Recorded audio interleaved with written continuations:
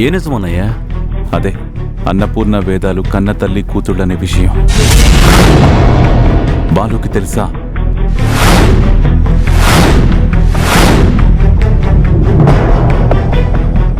నిన్నేరా అడిగేది. వాళ్ళిద్దరూ సొంత తల్లి కూతుళ్ళని బాలుకి తెలుసా? అదేంటన్నయ్య అలా అడిగావు? వాడికి ఎలా తెలుస్తుంది? వాడు వాళ్ళ దగ్గర ప్రవర్తించిన తీరలా ఉంది.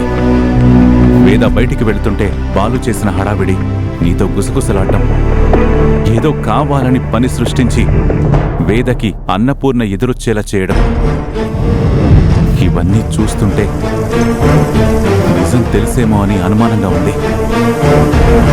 మీరిద్దరూ స్నేహంగా ఉంటారు, అన్ని విషయాలు పంచుకుంటారు.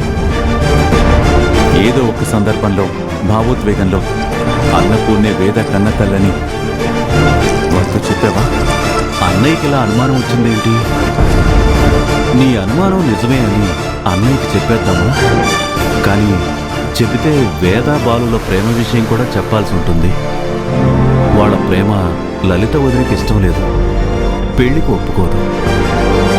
దీనివల్ల అన్నయ్యకి లలిత వదిలికి గొడవలు జరుగుతాయి. ఇప్పటికే ఉన్న సమస్యలు చాలక కొత్త సమస్య వస్తుంది. వద్దు, ఇప్పుడు చెప్పకూడదు.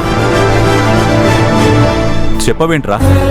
లేదన్నయ్య, మన ఇద్దరికీ తప్ప వాళ్ళిద్దరూ తల్లి కూతుళ్ళని ఇంకెవరికీ తెలీదు. మరైతే అన్నపూర్ణనే వేదకు ఎదురొచ్చేలాగా చేయాలని ఎందుకంత ఆరాట